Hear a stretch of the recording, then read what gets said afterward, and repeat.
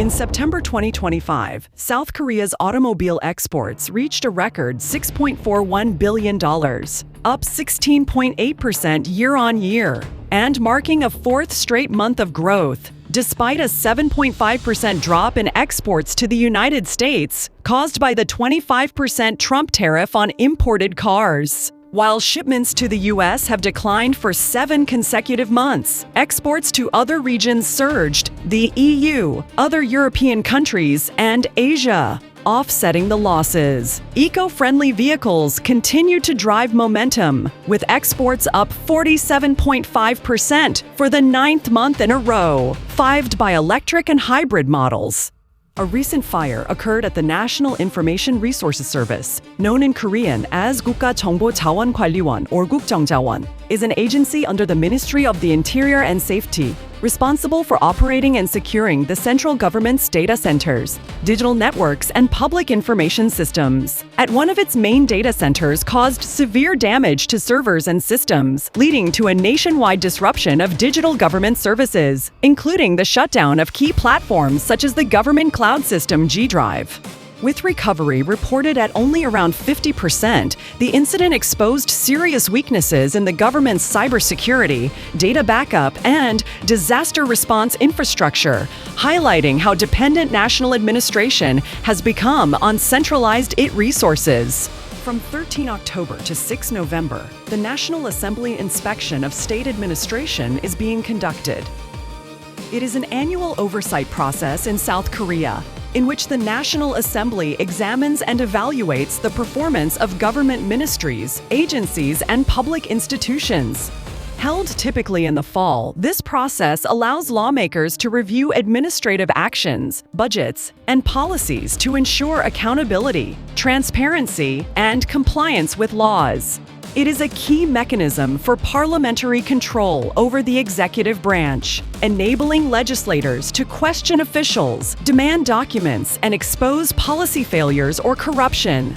The findings often influence future legislation, budget decisions, and public opinion about the government's competence and integrity. Teen suicides in Korea is the highest reason for deaths for teens in Korea. In South Korea, suicide remains a major public health crisis. The country consistently records one of the highest suicide rates among wealthy nations, with recent figures around 12 to 28 deaths per 100,000 people in 2024, the highest level since 2013. Particularly high rates are seen among the elderly, but alarmingly, it is also the leading cause of death for young adults in their 20s and among people aged 10-39. Contributing factors include social isolation, economic stress, age discrimination, and cultural stigma around seeking mental health support. Although the government has launched prevention programs, the decline in suicide rates has stalled, meaning today's figures remain unacceptably high.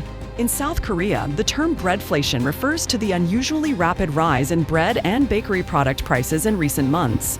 According to the data, bread prices have grown around 6.5% year-over-year, substantially above the overall consumer price index, despite global grain markets stabilizing. Contributing factors include higher costs of flour, sugar, and eggs, a fragmented bakery retail sector with high labor and utility costs, and concerns about possible price fixing among major flour producers. The phenomenon has prompted regulatory scrutiny by the Korea Fair Trade Commission into the flour and sugar supply chain to determine whether anti-competitive practices are driving the price hikes.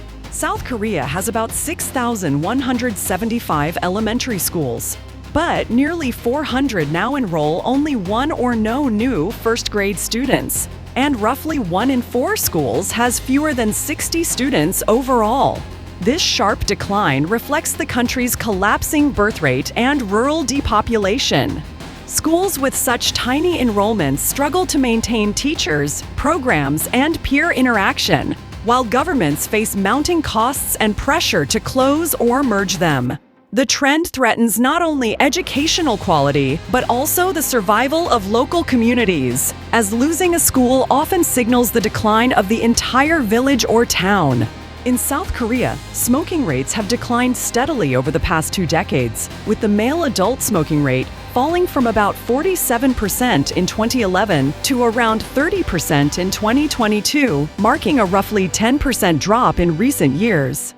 Overall adult smoking prevalence now stands at 17 to 18%, while youth smoking remains low at about 4.5%. Despite this progress, men in Korea still smoke at one of the highest rates among OECD countries, and the growing use of e-cigarettes and heated tobacco products, used by about 22% of adults, poses new public health challenges. The long-term trend reflects successful anti-smoking policies, higher taxes, and cultural shifts, but sustained intervention remains necessary to prevent nicotine substitution and further reduce smoking-related deaths, which still exceed 60,000 annually. On 10 October 2025, Pyongyang hosted a major military parade commemorating the 80th anniversary of the founding of the Workers' Party of Korea. Kim Jong-un presided over the event, which featured the debut of the new Hwasong AT-20 intercontinental ballistic missile, touted by state media as the country's most powerful nuclear strategic weapon system. The parade also showcased hypersonic missiles, drone launchers, and advanced tanks, and was attended by foreign dignitaries including Li Qiang, Dmitry Medvedev, and To Lam, signaling a diplomatic message of strength and alignment against Western influence. In his address, Kim praised the military's overseas operations, reaffirmed ties with Russia, and called for the armed forces to become an invincible entity that destroys all threats.